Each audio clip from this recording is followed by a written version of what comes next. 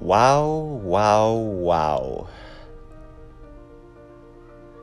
I cannot believe that the Boston Fleet aren't going to be in the playoffs. Going into the season, they were my prediction to win the Walter Cup, but now that they're out, I guess I've got to change my prediction.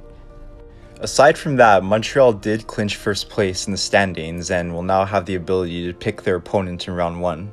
I fully expected that Boston was going to be in the playoffs and that Montreal was going to pick the other team, expecting it possibly to be Ottawa.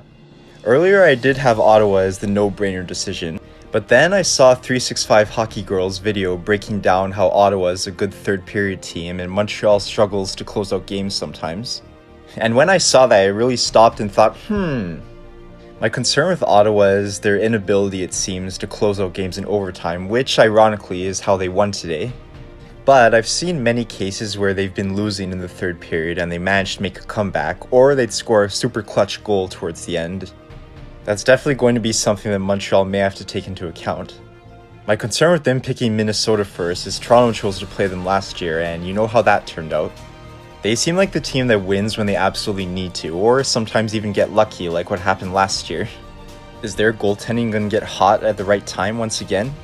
We already saw Montreal fall victim to that last year when they struggled to score against Boston and got swept as a result. I still think they're going to pick Ottawa, partly to give Toronto Minnesota again and maybe mess with them a little bit. I'll let you know who my Walter Cup winning prediction is once the matchups are decided.